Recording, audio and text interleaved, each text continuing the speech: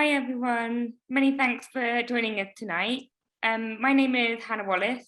I am a white woman in her early 30s. I have short wavy brown hair and I also wear a cochlear implant in my right ear. I am currently calling in from Cambridge and I am working in an associate capacity at Nottingham Contemporary to co-conceive and deliver Caption Conscious Ecology, a programme that I'm delivering with Sarah Hayden, who I'll pass you over to shortly. Before Sarah introduces our guests, I just wanted to share some brief housekeeping notes.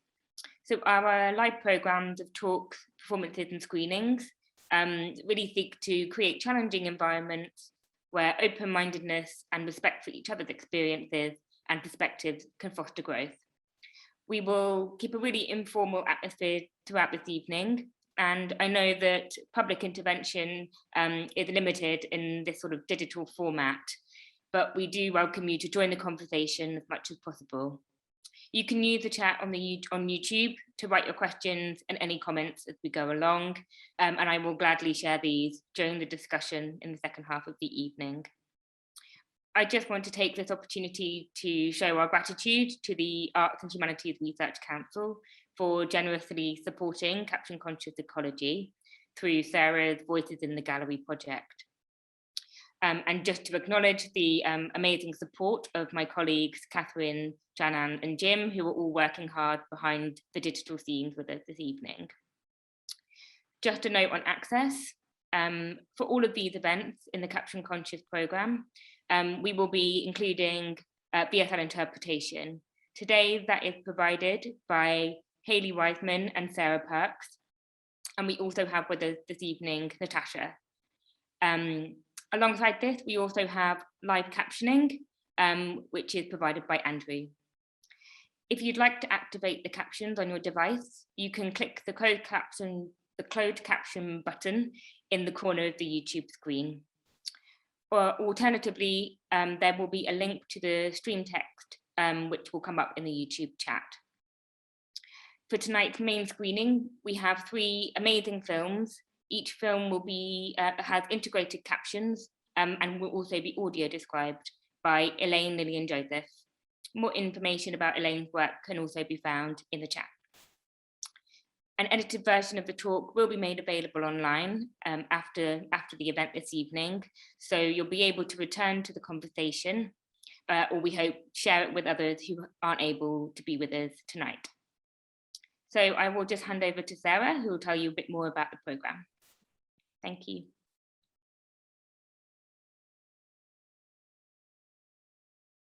Thanks, Hannah, and hello, everyone.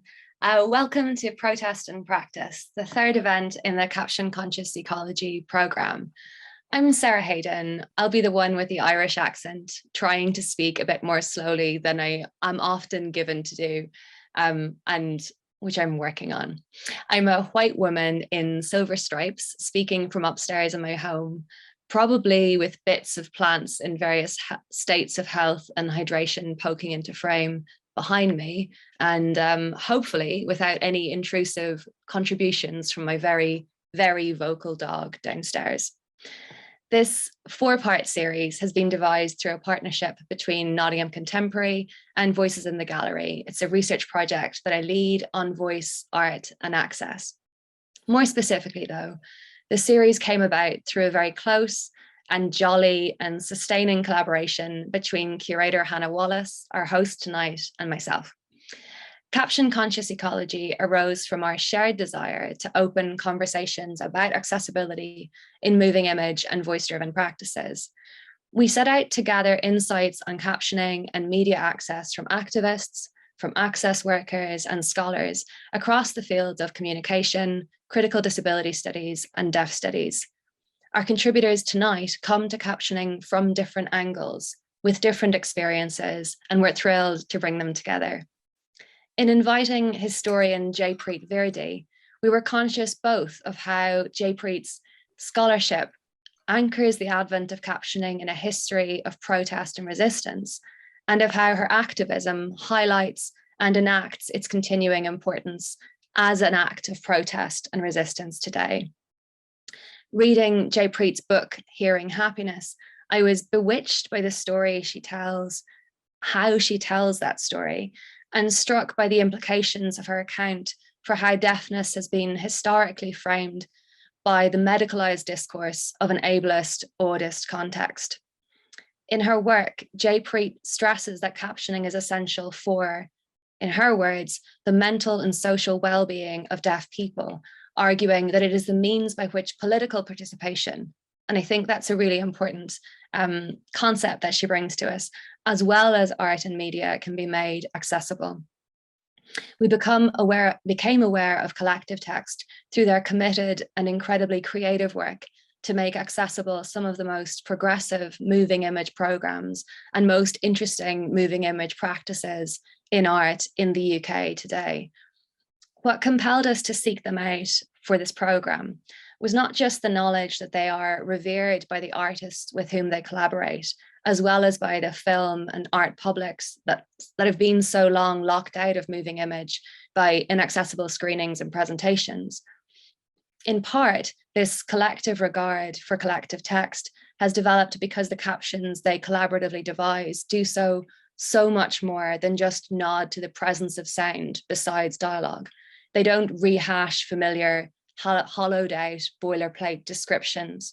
Instead, collective text captioning stretches the form to communicate richly textured, often surprising, informative, and contextually congruent verbal translations of a work's audio content. But beyond those reasons, what really made it urgent that we invited collective text to be part of this event was what they have to contribute about how they work and about who needs to be involved and centered in the work of access as creators as well as users when it comes to access work. In addition to inviting voiced and signed contributions from brilliant scholars, activists, and artists, in devising Caption Conscious Ecology, we also wanted to draw attention to just a little of the amazing abundance of moving image work being made out of and with captions and audio description today. Amazing work being made in large part by deaf and disabled people and their access conscious allies. So tonight we're really excited to be screening 3 marvelously caption conscious videos. So Hai Lee's Sound of Subtitles, 2021, Jordan Lord's I Can Hear My Mother's Voice, 2017, and Abby Palmer's What Now, 2020. And our excitement is only amplified by the fact that we'll be doing so with audio description by wonderful collaborator Elaine Lillian Joseph. Through the series, we hope to prompt event organisers, institutions, artists, and arts workers to begin to think about how and why captioning could be embedded in what they do from the point of conception, rather than as a fix, a compliance widget, a box-ticking exercise laid over the top in post-production. Our hope is that these events might contribute to the germination of a more caption-conscious ecology, a shift in attitudes and a shift in expectations, but also, crucially, a shift in institutional and making practices. If we can be forgiven for borrowing and willfully reassigning meaning to one of the pandemic's tawdriest phrases, what we're hoping for here are new, and that's to say more accessible, ways of working. The conversation, of course, won't end with the close of this programme. There's so much more to be done. And I'm delighted to say that with Nottingham Contemporary, we've been awarded an Art Fund Reimagine grant to develop and expand this work, on which we'll be giving you more news soon.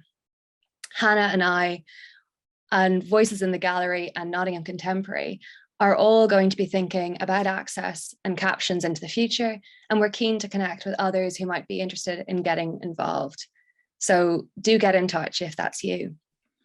Our first event on access and abundance featured really wonderful talks from Louise Hickman and Tanya Tichkowski, and a screening of Louise and Shannon Finnegan's film, Captioning on Captioning. And you can watch now a video of that that's available on the Nottingham Contemporary YouTube channel. We're also really keen, and I mean that more genuinely than perhaps it sometimes is meant, to receive any feedback you might have on tonight's event, on our last talk, or on the programme in general, whether it's about what worked or what didn't work in terms of access, or anything else you'd like us to know about your response, what you learned or what you'd like to learn more about, what you would have liked to have happened differently. So Janan is going to put a link to a Padlet page in the chat, and you can either drop any comment that you have there or use the usual chat function on Zoom, whatever's more comfortable for you. So tonight we're going to have Jaipreet Virdi on captioning in protest, a break then for 5 minutes, collective text on captioning in practice, a screening, another 5-minute break. And Hannah will then host a conversation between Jaipreet, Amelia, B, and Kieran from Collective Text. You'll be invited to contribute questions via the chat. So before I hand over to Jaipreet, allow me to say finally, thanks to you all for being there. And thanks Jaipreet and Collective Text for taking up this invitation. Jaipreet Virdi is an assistant professor in the Department of History at the University of Delaware, whose research focuses on the ways medicine and technology impact the lived experiences of disabled people. She is author of Hearing Happiness, Deafness Cures in History 2020, which just last week was awarded a prize, a very well-earned prize from the British Society for the History of Science. It's extraordinarily readable. It's genuinely, phenomenally compelling. It's the kind of book that anyone can pick up. You don't need to come from a medical or a historical background. And you will find your way through it with a kind of joy and pleasure. It's amazing.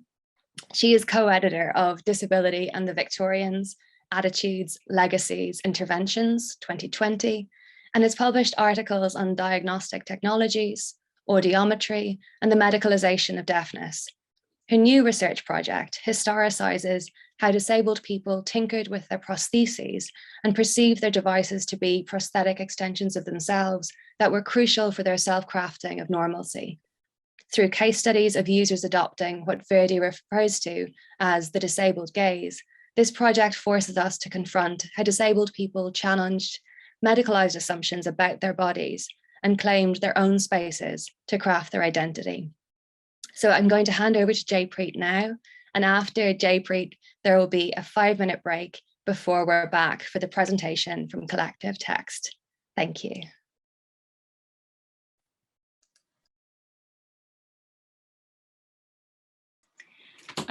Thank you so much, Sarah, for that introduction. And hello, everyone. It is my absolute pleasure to be here tonight and deliver a talk for the wonderful and necessary event on Caption Conscious Ecology. And let me just say, I absolutely love that phrasing. It has a lot of power behind it.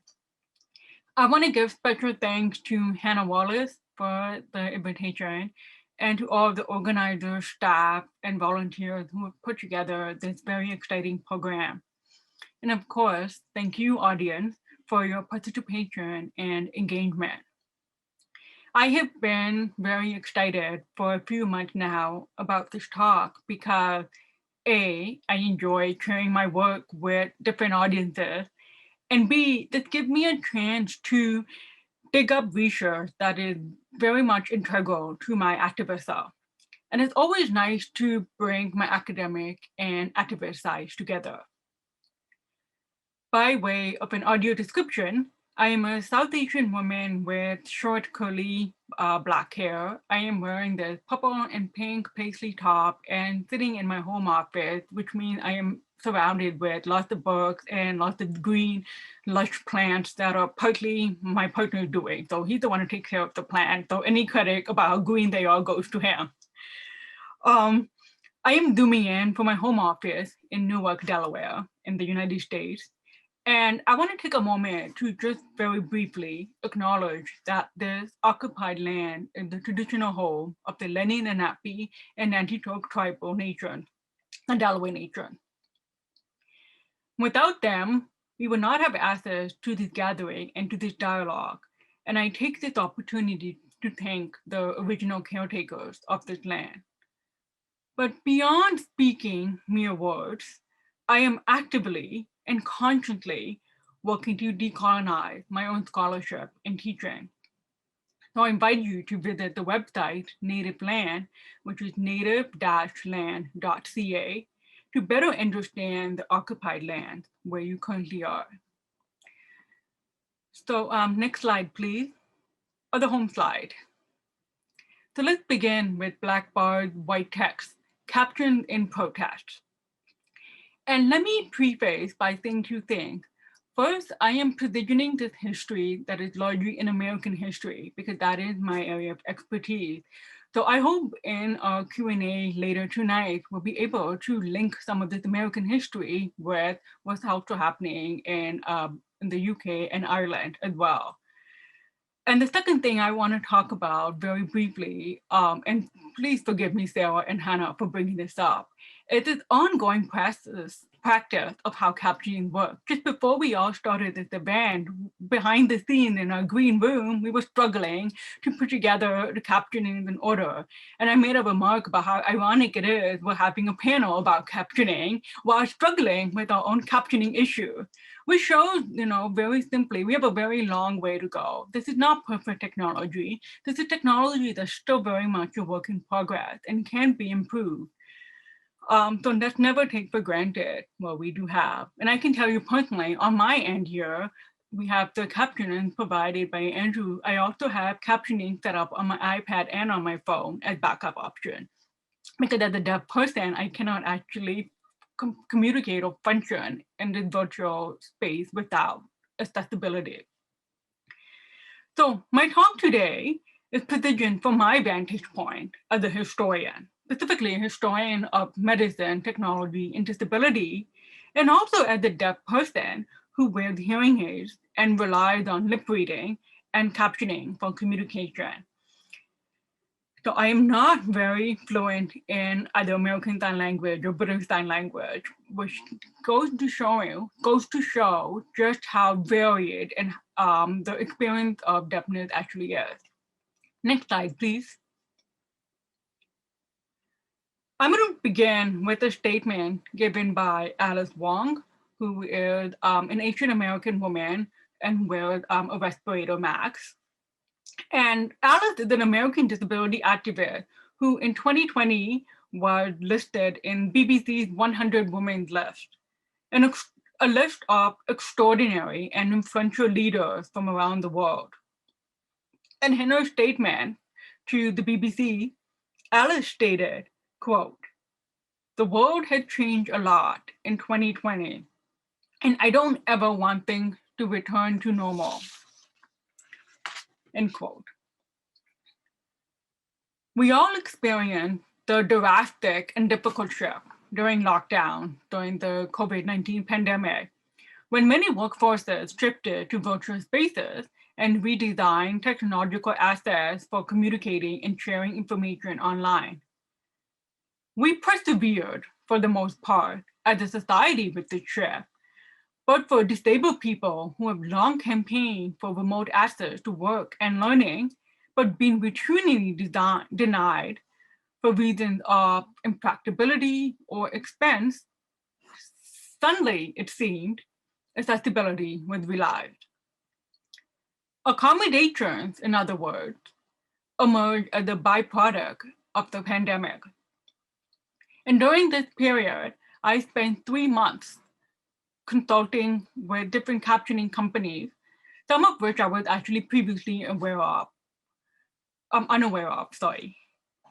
And I tested out their programs. I wrote accessibility reports to disseminate amongst various academic societies and universities on best practices for captioning for virtual conferences, events, and classrooms. This was all work that I did for free. So I was not paid for my labor, but it became very clear to me that this was work that was necessary at this period, at this juncture, when we are all making adjustments to working online, communicating online, and very uncertain about what it means to live through a pandemic and deal with the global devastation that follows from it. What became abundantly clear, however, is that many of the captioning platforms were severely limited. They rely on non-central auto caption, which tend to deliver sometimes incomprehensible run-on sentences and the algorithm is often slow, censors words, or fails to achieve speech recognition accuracy. The gold standard of live captioning, communication as real-time translation, or CART, relies on human steno captioners, but they are often too expensive for online events or otherwise ignored in favor of built-in caption that, as many deaf people point out, are merely another form of auto-captions. A further complication, moreover, is that captions are not always legally provided, even though since the 1970s, the American deaf community have been advocating for the full inclusion of captions in all forms of telecommunications. In the United States, the Americans with Disabilities Act outlines captions as a legal requirement overseen by the Federal Communications Commission. Yet, even today, this is regulated only to television broadcasts and film, not for digital content such as YouTube or live events hosted on conference platforms such as Zoom.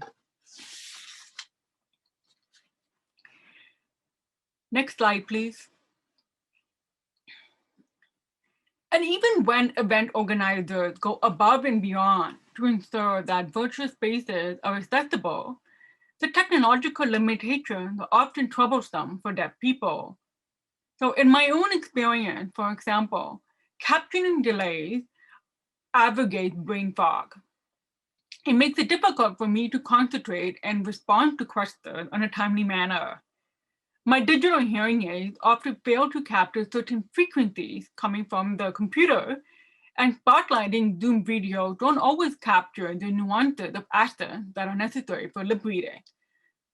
And there's also a tremendous energy drain that we all feel, especially when we're trying to participate in a platform that is not designed for deaf and hard of hearing people.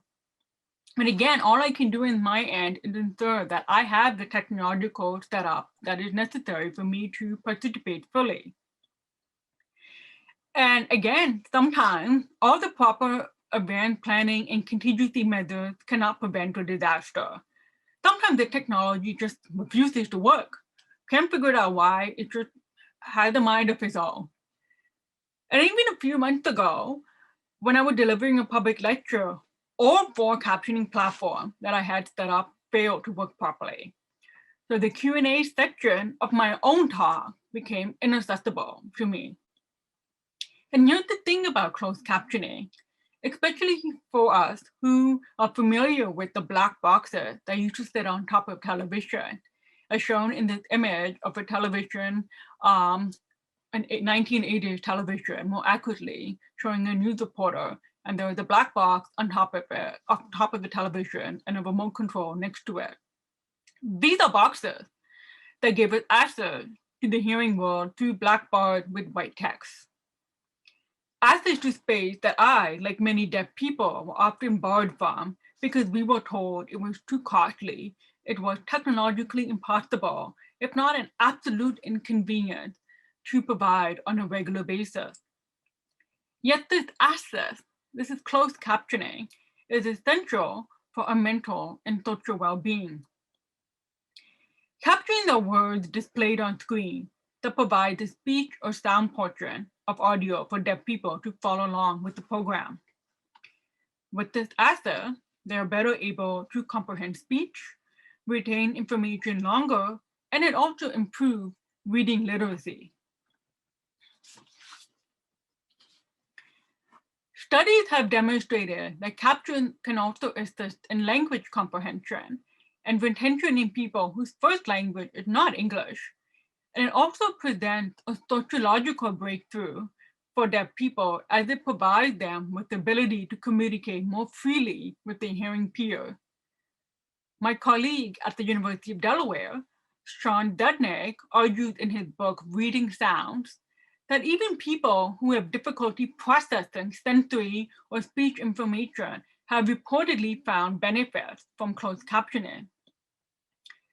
And although for much of the history of closed captioning had largely been framed as a history of legislative changes for accessibility And the technological progress that turned captioning decoder boxes, like the one in this image, into decoder chips built in television and other telecommunication platforms. This is also a social history. Next slide, please. Captioning emerged out of protest. It began with the Cuban-American silent film actor Emerson Romario, who we see here in this photograph, along with a white actress who was performing with him. And Romario performed under the screen name Tommy Albert during the 1920s, and at the time was one of 5 deaf actors working in the film industry. As was typical of small production companies, Romario also edited the film reel, wrote and corrected scripts, and wrote the intertitle, which is the dialogue of information text that are shown between scenes that are typical of early silent films. The introduction of talkies ended his acting career and also made intertitle redundant. By 1947, guided by the experience at the production company and responding to his deaf community's request for accessibility in film, Romario began creating a caption library, purchasing various titles, and then doing the process of splicing subtitles between picture frames, like how it was in early silent films.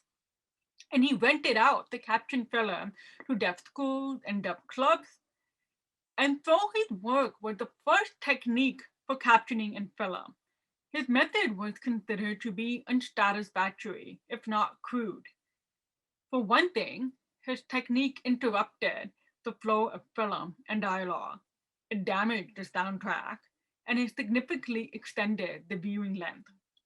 And copies of his edited film were often in poor quality. Keep in mind, Romario was doing this essentially in his garage and paying out of his own pocket to cover the cost of these films. But lacking funds and support from the film industry, he eventually abandoned the work. But Romario's technique did catch the attention of Edmund Burke Boltner, who was the superintendent of the American School for the Deaf, and who would later found the nonprofit Caption Film for the Deaf Company with another man named C.D. O'Connor. The technique adapted a Belgian company's development of etching in film, which is essentially printing caption directly on the master film copy, and then distributing the caption film to deaf communities across the United States. Next slide, please. From 1947 to 1958, this nonprofit company captioned and distributed 29 educational and Hollywood films, until the American President Dwight Eisenhower signed Public Law 85-905, which provided federal funding to CFD, so the company, and to support the United States Department of Education. So we have one of the first formal laws to ensure captioning accessibility in film. By 1979, the National Captioning Institute would expand the work of the CFD to promote and provide access to television programs on companies such as ABC, NBC, and PBS. The process was time-consuming and expensive, as it could take up to 40 hours a week to caption one television show, with the going rate for steno captioners up to $2,000 an hour. So it's a very expensive enterprise. But access was still limited, so deaf people took to the streets. Next slide, please. On May 19, 1982, the National Association for the Deaf organized a multi-city demonstration to protest CBC's refusal to caption their program or to cooperate with the deaf community. In New York City, protesters marched to the CBS headquarters, some of them with signs reading, quote, "CBS, please lend us, deaf people, your ears," end quote. Next slide, please. Further protests from the deaf and disability community led to more legislative changes, including the Americans with Disability Act in 1990, which considered captioning as an auxiliary aid that must be provided by businesses and public entities. Also in the same year, the Television Decoder Circuity Act was passed, which mandated closed captioning decoder chips to be built in all television sets that were larger than 13 inches. And this later was expanded to digital television under the 1996 Telecommunications Act. And then the 1998 amendment of Section 508 of the Rehabilitation Act, which was passed in 1978, required federal agencies to make all their products and services accessible. So that includes things like television in federal buildings or like advertisements that were funded by the federal government. In 2010, President Obama passed the 21st Century Communications and Video Accessibility Act, which required broadcasters to provide captioning for their online video content and mandated captioning to all video programs on small screens. And that includes like your tablets and your cell phones. Next slide, please. But things changed with the growth of social media and the increasingly digital transmission of information, which poses challenges to how deaf people can access the online content, including the quality of automated captioning tools, in other words, captions, that are only placed to meet the bare minimum of the 2010 Act. So the lack of captioning and the inadequacy of online caption even led deaf activist Ricky Poitner, who is shown up here on the screen, to launch a hashtag protest campaign in 2016, hashtag no more captions. And while this campaign has drawn crucial awareness to the issues of poor auto caption available on digital content, the fact remains that closed captioning has barely improved since the 1970s. And moreover, restrictions about how we participate on activism online and the lack of access seems to become all the more urgent when we are faced with a global event, when breaking news and real-time social media videos are being shared online at a rapid pace. So in other words, if there were ever a time for Black birds with white tech, it would seem it would be during a crisis.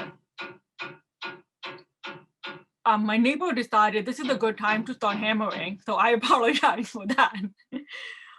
Next slide, please. I speak louder. The visibility of the Black Lives Matter movement meant that we saw thousands of videos and images from Frontline circulating quickly on social media and mainstream news. Because most of these postings were immediate and urgent, they were shared without accessibility in mind. This meant that deaf people could not understand video or audio dialogue. And without alt-text description, blind and low vision people could not use the screen readers to adequately translate the fragmented documentation of protest and rage. On Twitter, frustrated by the lack of captioning or even transcripts of all these videos, I started responding to every Black Lives Matter video by asking for transcripts. Strangers worldwide took the time to type up the transcript in their tweet replies, or else directed me to another video that was captioning. And long story short, what ended up happening in the summer of 2020 is that within a week of Black Lives Matter content being regularly shared online, a small group of disabled volunteers and allies, including deaf Twitter users and CODA, the child of deaf adults, banded together to form Protest Access. Next slide, please. Which is a digital collaborative to capture and transcribe and provide alt text for any social media content related to Black Lives Matter. This group provided access to spaces that were barricaded or limited and have grown to include over 200 global volunteers and a regular roster of tech designers devoted to making sure that their content is accessible. The vision is to strive for a world in which they no longer need to exist because accessible media becomes the standard. And that should be the mandate that we all carry forward. If there's one thing to take away from today's event, it's that captions benefit everyone. Thank you.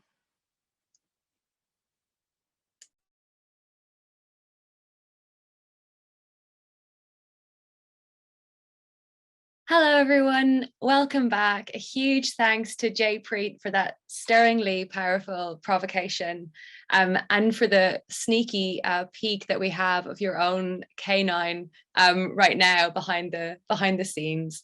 This is Sarah speaking again to introduce Collective Text with great pleasure for myself and Hannah. Collective Text is a collaborative working process supporting accessibility in art and film through creative captioning, audio description, and interpretation. Recent projects include captions and/or audio description for The Work We Share with Cine Nova feminist film distributor, If From Every Tongue It Drips by Charlene Bamboat, and A So-Called Archive, Bonieka Igwe.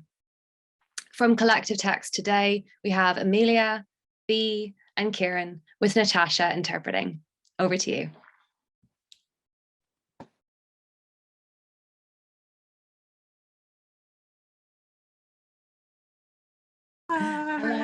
Hello. Who wants to go first? Amelia, why don't you go first? Okay. My name's Amelia. I am an artist, captioner, which is to say an access worker, and sometimes a beekeeper. I am a light-skinned person with short buzzed hair. I'm wearing headphones. I'm in my bedroom. There's a kind of soft pink light, 2 prints behind me, one that has a lavender and the other one that has a poster that says "Queer Solidarity Smashes Borders."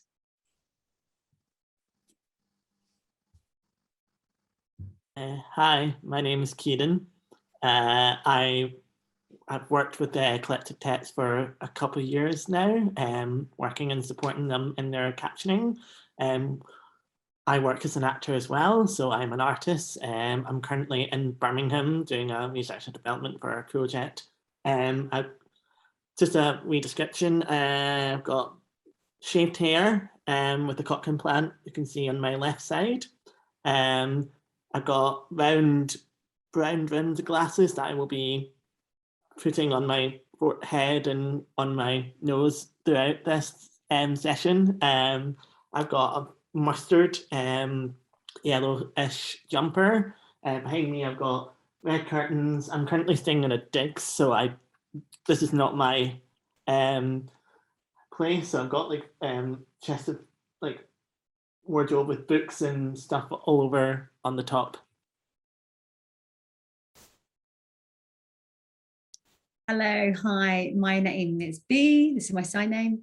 I'm the same as Kieran. I am a captioning consultant, collaborator with Amelia. I'm also an actor, a writer, performer, everything theatre, basically, a creative. I am working in London, but I'm originally from Scotland, Glasgow, but I'm living in London at the moment. This is not my digs. I am mixed race, Scottish, Thai. I've got brown hair in a ponytail. I've got gold rimmed glasses, bit like Harry Potter. I've got a Lucy and Yak jumper, which is like a blue and orange mix. I think that's a wardrobe. Yeah, that's a picture to my other side of me, black and white, quite an old picture. You can hear my lovely voice, which is actually my interpreter, Natasha. Natasha is a mixed race woman. She's got dark brown hair. She's got a red top on and a white background. Cool. So that's us. I'm going to do a little introduction and background to collective text. Also, I'm very nervous speaking in public, online, whatever. And today I really feel the kind of the grief of the ongoing present moment that we're in. So I just want to thank everyone here in the room and all the audience for holding me in this space. So collective text co-creates captions, audio description, and other forms of interpretation. We work with artists and institutions at all stages of artistic production and presentation to consider access within creative practice. In particular, captioning for films made by artists. Our collaborative process involves facilitating dialogue between artists or filmmakers, exhibitors, organizations, and distributors, access workers such as captioners and audio describers, and importantly, artists who rely on captions or audio description to access film. Then the captions and audio descriptions are collectively authored. We also often find ourselves advocating for working conditions that don't make us and our collaborators more sick. We can talk more about this later. Now comes the long list of names.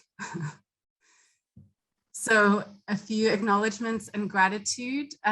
Collective text grew from backstage and kitchen table conversations between artists in Glasgow, including sick, mad, disabled, and deaf people. Our practice is modeled on disability justice, which is a framework created by Black, Brown, queer, and trans people in the US that examines disability and ableism as it relates to other forms of oppression and identity. And one of the key principles of disability justice, written by Sins Invalid, is that collective access is an integral part of collective liberation. So some of the people that we learn from and are indebted to are Park MacArthur, Konstantina Zavitsanos, Sandra Allen, Glasgow's Birds of Paradise, Noshin Kwaja and Glitch Festival, Rosita McKenzie, Quip Blash in London, David Ellington, and all of our collaborators and artists that we've worked with, including, and I'll go for first names here, Amaima, Amy H., Ross, Craig, Joseph, Jamie, Elaine, Mark David, Amy C., Kyra, Ari, Saria, Cass, Kali, Daniel, and Charlotte. Thank you, Natasha, sorry.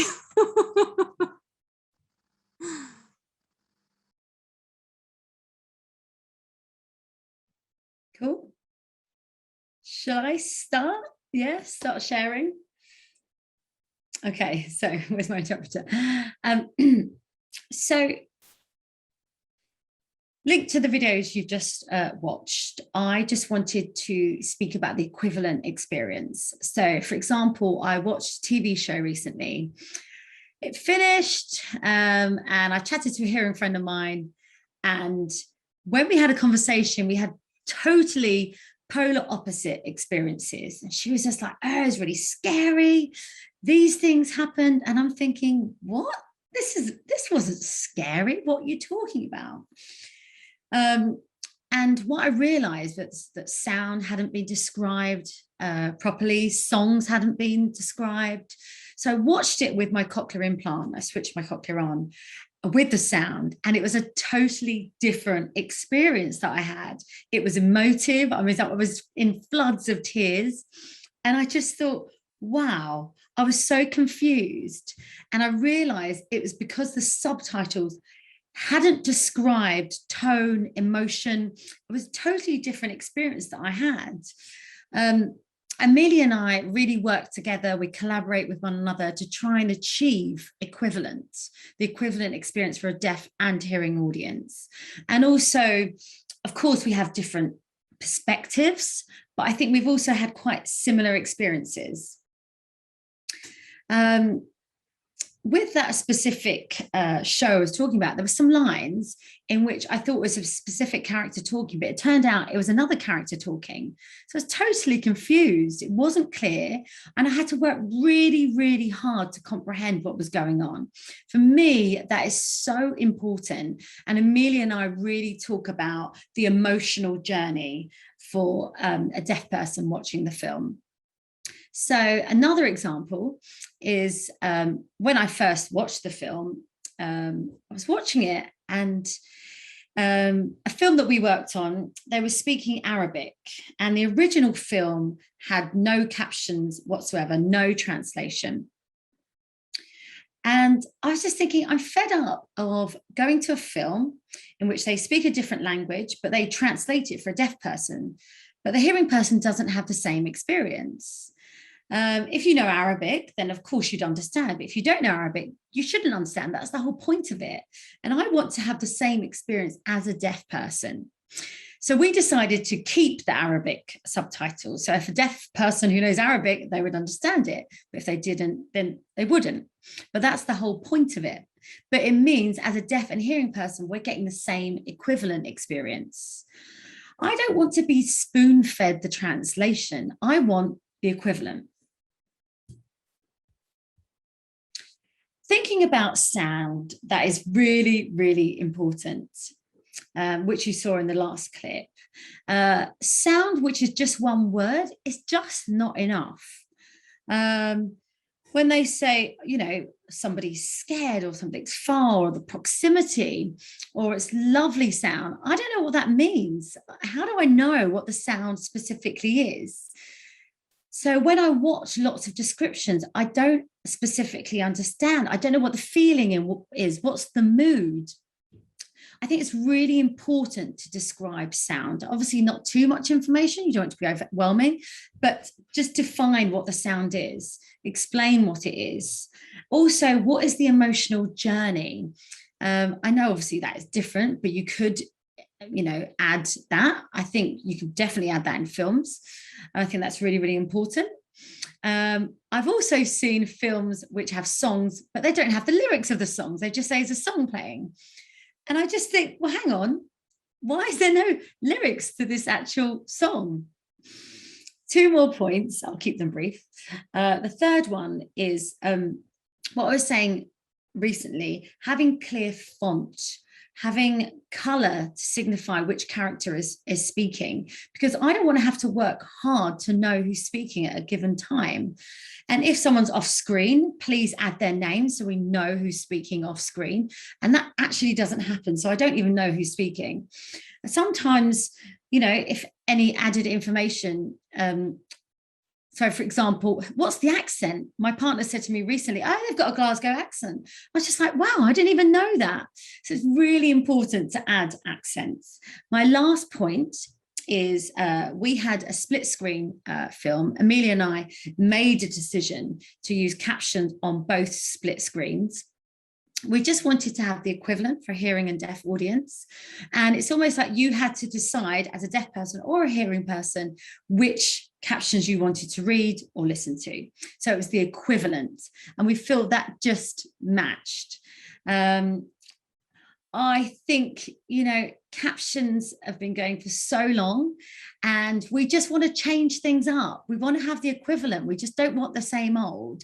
I just think it's really, really important that you work with a deaf person and a hearing person to collaborate, to work hard just to make sure that films are clear and there's any added information, because actually having those 2 perspectives gives a really rich experience.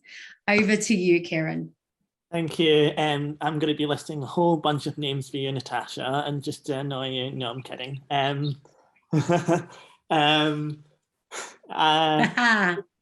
It's a perfect link to what B's talking about. The kind of captions, what they've given is really good examples of things that should be considered.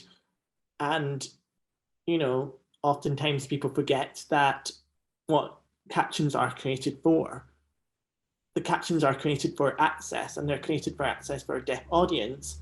That if you don't consult with a deaf person from the beginning about what things should work and what doesn't and what isn't clear, like then the deaf audience might not necessarily understand what's going on, and missed information, gaps in information.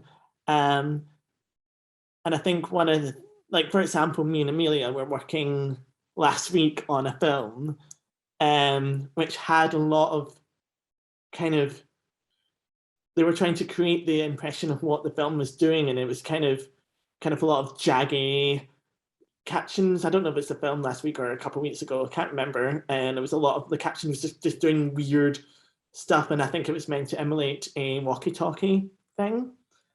And I said to Amelia, I can't follow that at all because it's really hurting my eyes.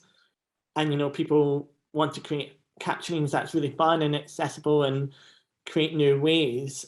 But sometimes they forget to talk to a deaf person, because at the end of the day, the deaf person needs to be able to be comfortable to watch the caption that's happening on the screen, but still have the really exciting, creative new ways of doing it. But if it's still like, it was a lot and it was overwhelming for my eyes, and I was finding it really difficult to link with. And I think one of the conversations when me, B, and Amelia was preparing for this this conference this evening, one of the things that we said is that collaboration is sexy. And I think that is such an important thing, because, you know, for us, me and B, we're experts because we have our own deaf experience and our own, and what we offer to Amelia is deaf lens. And that's one of the words that, because I've been working this week, and a lot of things that was talked a lot about is deaf lens. That if you're a captioner and if you're typing in captions and you're not deaf yourself, you don't have the full understanding of what it's like to rely on captioning. And also one of the things that we talked about when it comes to captioning, that sometimes captions is a last minute thing. You know, the amount of time that Amelia's texting me on Friday evening being like, I got a film, we need to review the caption for it. Are you able to do it? But we need to do it for Monday. So therefore, I'm not able to have the chance to watch the film, feed that to Amelia, take on my notes and then send it back to me. I look at it again and go, oh, I need that change, that, oh, that doesn't work. It doesn't allow creative freedom to do more experimental things with the film, more experimental things with captioning, because we have 2 days to get it sorted. And obviously sometimes happens at the weekends, and sometimes, you know, we as freelancers tend to end up working over the weekends, and sometimes, you know, we forget that we need that time to ourselves, and when it's rushed, it's really, really hard. So I believe that when it comes to, if you're going to do something with captions in it, you need to consider that right at the beginning and decide who you want to do it with, and who you want to have a conversation with. And that means, as part of your process, when you're filming, you can consider where the captions is and what that possibility might look like. We can actually have a proper in-depth conversation about what captioning can offer, because it doesn't have to be words in the bottom of the screen. Captions can be a lot more than that. And I've seen great films that have really exciting captionings that pops up or meant to represent drip. Like if there's drip, the caption will kind of do the drip, drip, drip. Things like that makes the film, because I think it just adds a lot more to your film. And if you consider having conversation right at the beginning with deaf people and captioners, it would add a lot more flavor to your film rather than it being a last minute thing and it just looks quite rushed and panicky. And that means we can't really process the film and kind of go, okay, I know what this film is about. And yeah, I think that's one of the things is really great about this company is that they're employing deaf artists to really support you guys. If you have a film with captions, we can provide that support and that expert knowledge. And Amelia listed some great deaf artists who are brilliant and have offered such great insights into it.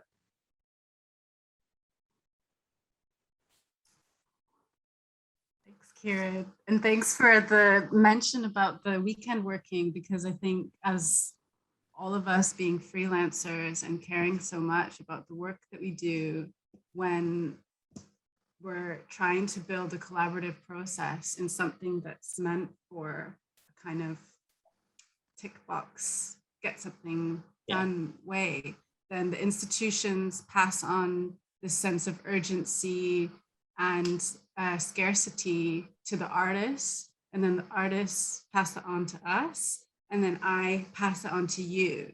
And like, I don't want to do that, you know? And so much of our, B and I have this text to each other, which is like, don't overwork. And we're always supporting each other in that process. But what it takes, and within, especially captioning within artist film, where we're always working outside of the guidelines, because guidelines were written for the news and for the soap operas, right? So artist film already is so far away from that. We're really inventing it as we go together. And I think that's one of the things that hopefully will bleed, sorry to interrupt, that will bleed into more mainstream stuff, because we have that everyday thing that we watch something, and as Bee's mentioned already before, so much information is missed, and you have a responsibility as captioners to provide that information. And if so much information is missed, it's clear that there isn't any consultation with deaf people. Sorry, I just had to interject at that one point. Yeah. A very short example is I watched a horror film, and it was really, really bad because they didn't have any captions. There was no scary music at the start. So my partner responded and was like, ah! And I was like, what's happened? Had no idea what was going on. It's just an example of equivalence. I had a totally different experience. I think that's us for time, but I was wondering, should we end on one of the other film clips? Maybe, I think maybe it'd be nice to end with the film clip from House Made of Tin by Raisa Kabir. I don't know how clear it will be in the watching of it, but this was a process. Omaima Mudari Rollins did the caption consultation. Omaima's a brilliant weaver. The film was called House Made of Tin, a socially distanced weaving performance, and it brought together disabled artists to do a performance. And then the film was really made in such a way where I feel that access was woven into the whole process of the filmmaking, which has a lot to do with how Raisa so generously put the project together. So I think that's a nice place to finish on.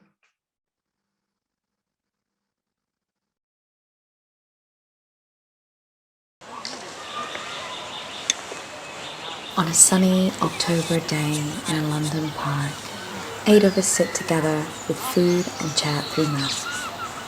We are queer, disabled, black, brown and white people wearing brightly coloured clothes. Everyone's got a ride amongst the mushrooms. I was just very much like, I need to dress in pastel colours so I can pretend as if everything is cute. I pull long lengths of blue thread across the grass, laying out a warp, the lengthwise part for weaving. I set up wooden backstrap rigid heddle looms, created from warp threads, tied at each end to sticks called loom bars. Tensioned, by tying onto a weaver's waist. Marlowe reads a text reflecting on the day. Ryan methodically and quietly made warps and laid out her equipment and all the yarn in the sun, and Junior took test shots. We all shared experiences of lockdown dating, anxiety and sadness. Drank chai and ate cardamom cookies Raj had made. I stand wrapping purple thread into bands onto a rotating wooden warping mill. Others relax in the sun with food and distance chats.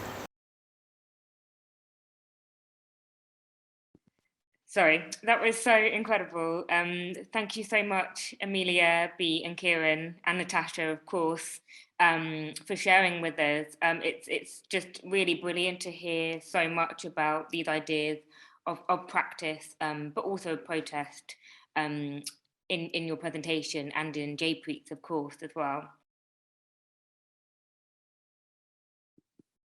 Hi everyone, welcome back. Thank you so much for sticking with us throughout that second glitch there.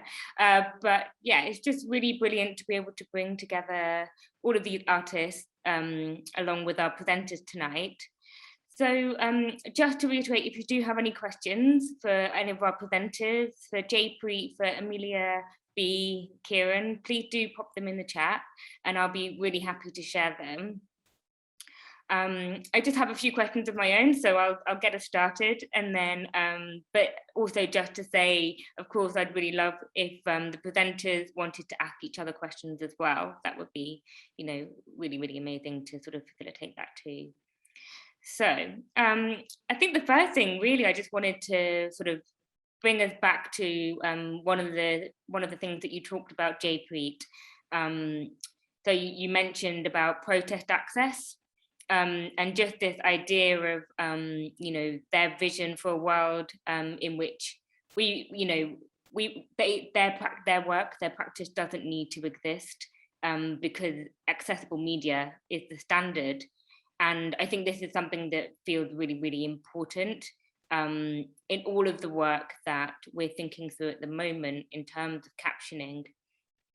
And I just really wanted to sort of pass that back to you and sort of ask if you had any ideas, you know, sort of concrete steps maybe that you foresee could be taken to sort of fulfill this mandate, whereby, you know, protest access don't need to exist, where we don't need to have these conversations necessarily.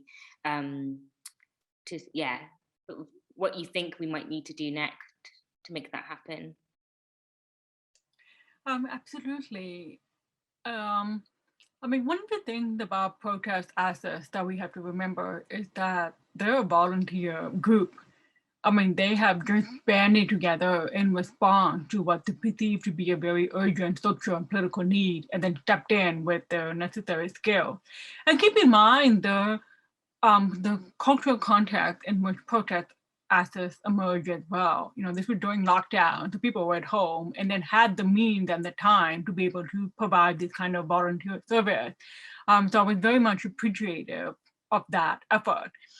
And ongoing from that, I think the key mandate that protest access as well as accessibility advocates more generally push for is to provide accessibility at the forefront, not as an afterthought. So, for example, if we go on Twitter and we put an image, oftentimes people forget to put alt text description or think that, well, they don't really provide a fuller description, like this is a photo of a person standing. But when you're looking at it, you know that there's so much more into it.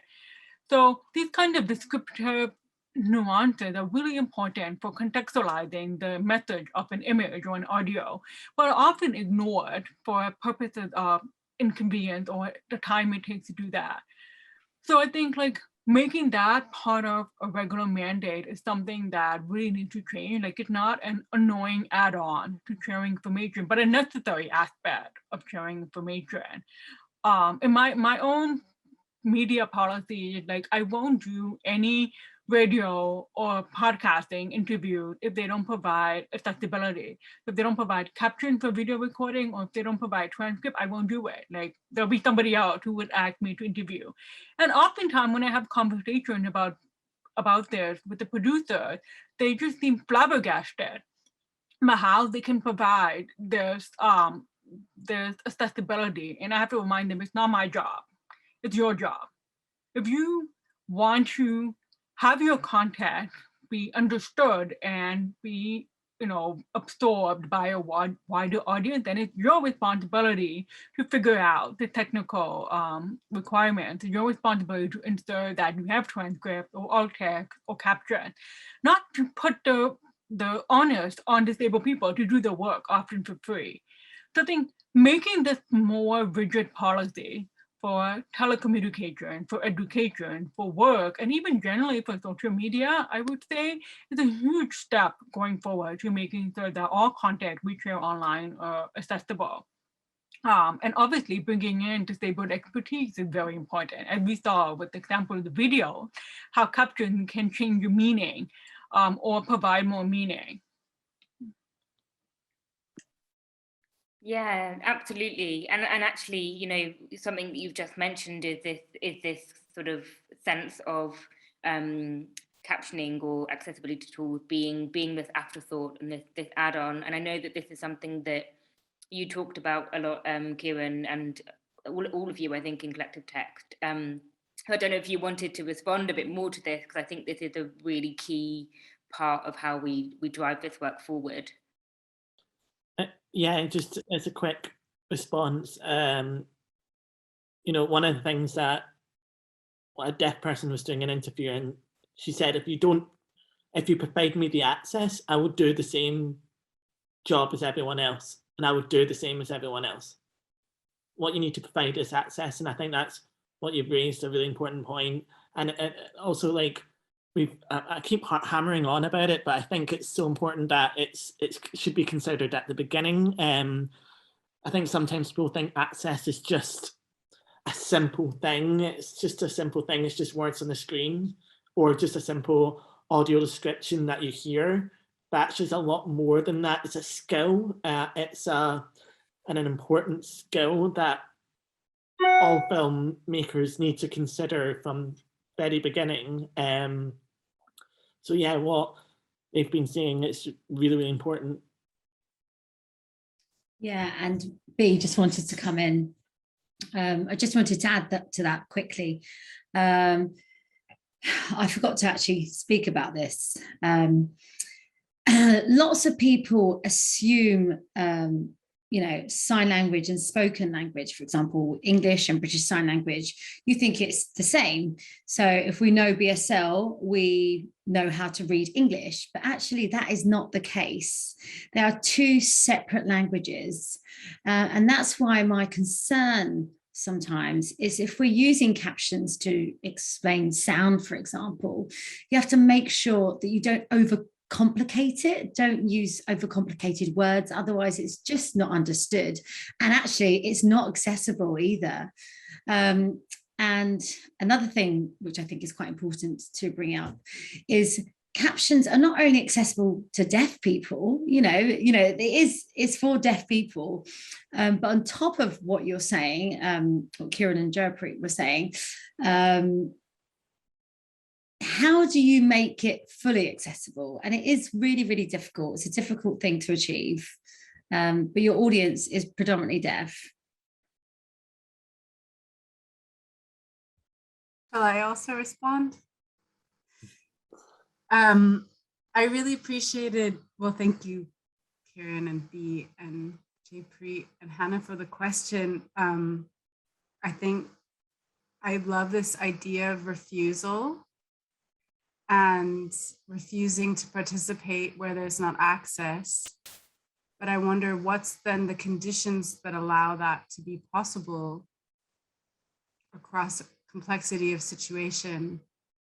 And I guess my question is, where, in a world where, for example, we had a universal living wage, what would our art look like, and what would access look like, and what would our capacity to refuse look like?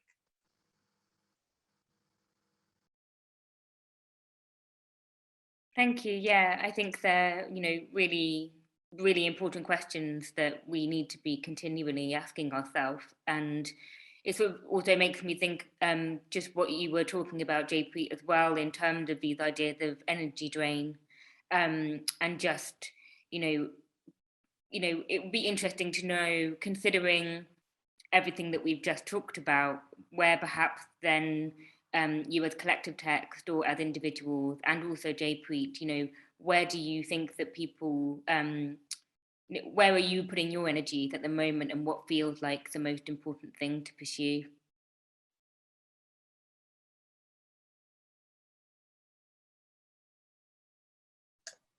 I mean, that's a great question. I mean, what's important? Like, what's the point of having a dialogue? And, Hannah, when you invited me to be part of this panel, at first I was hesitant because I'm actually on my academic sabbatical right now, which means I'm supposed to be focusing more on finishing my second book than doing this kind of event. But as you know, I have an auto reply from whenever people message me. And one of the things I say in my auto reply is I'm not taking on any extra work except when it's related to disability justice. Because I think this is something that is so urgent right now. And one of the huge worries I have is as we move back into a world that no longer in a pandemic, all the hard fought access spaces that we've made are going to disappear. In fact, they already are. They're already starting to disappear because whenever access is for disabled people, it seems to be overlooked. But when it's for everybody, then it's like this urgent thing. Like how easily we moved to the Zoom world in the middle of the pandemic. But I think maintaining our energy is so important because it also allows us to stress that there is a responsibility on the part of corporations to talk about assets. And if they are thinking about a wider reach, whether it's through film or selling products or etc., then to be fully ingrained in social justice means reaching as many people as possible. And accessibility provides that, but as we know, many corporations choose to ignore that because they have the flawed belief that disabled people, disabled consumers, are only a very small portion of the population, which isn't true. And even if it's a small portion of the population, we're still talking about millions of people who are left out from the films or products or etc.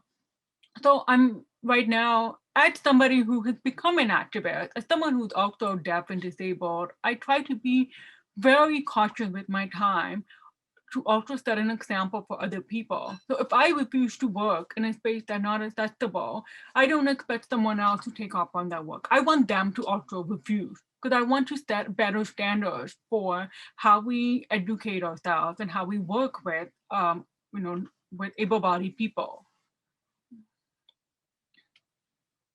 Yeah, I think that's an interesting, one of the things that Amelia spoke about earlier on, that's really important about the living wage, the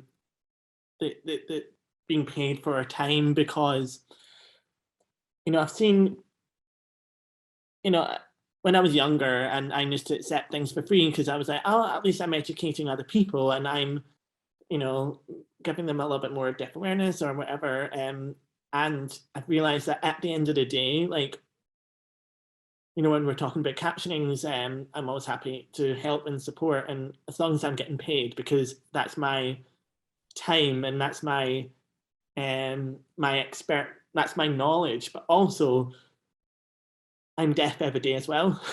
That every morning, every afternoon, every evening, I still have a disability. That sometimes it's exhausting to talk about that. That when it comes to captioning, that so I rely on it so many times. And I think what's great about collective text is that sometimes companies hire one person and they do everything that's to do with access, and that's their role as a freelancer.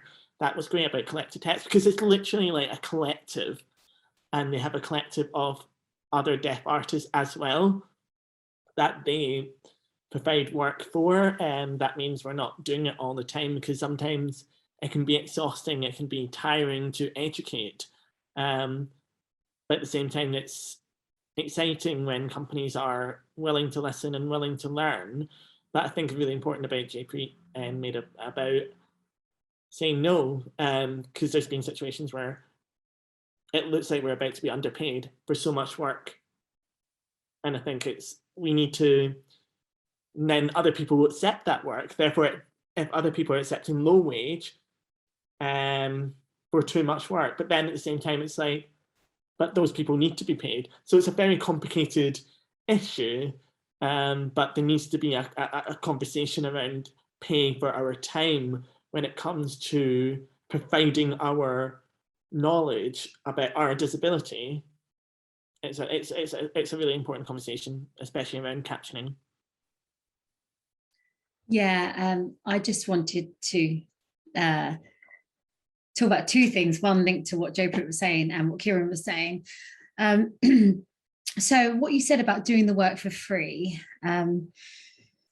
sometimes, you go to an event and they say, oh, well, we've got a really small budget, and we go there and they've booked 2 interpreters for the entire day. And I'm just thinking, well, hang on a minute, you're paying for the interpreters, but you're not paying for, you can't afford to pay me, and, deaf and disabled people, I just think it's so the cheek of it almost to not see us as equal citizens to, for example, paying the interpreters.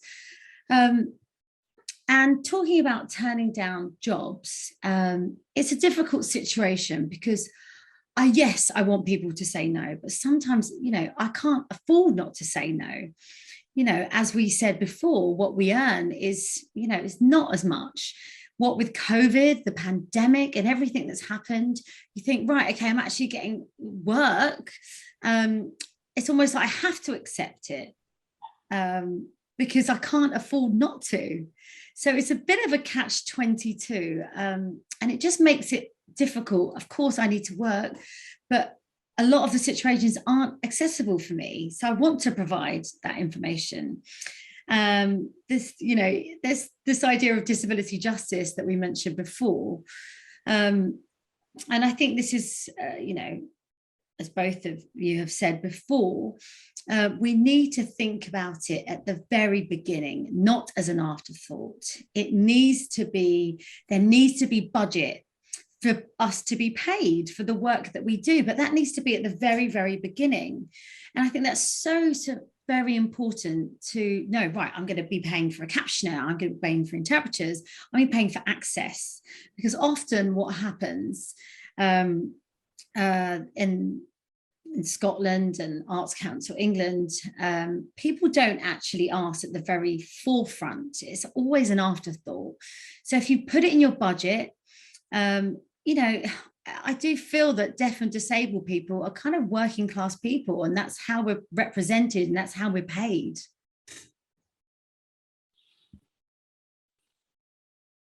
Thank you so much. It's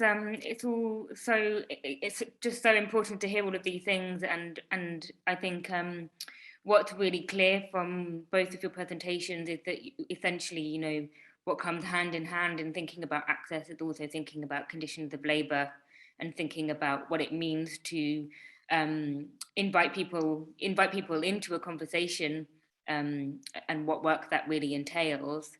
I am actually going to have to wrap up now because we actually haven't had any more time for more questions.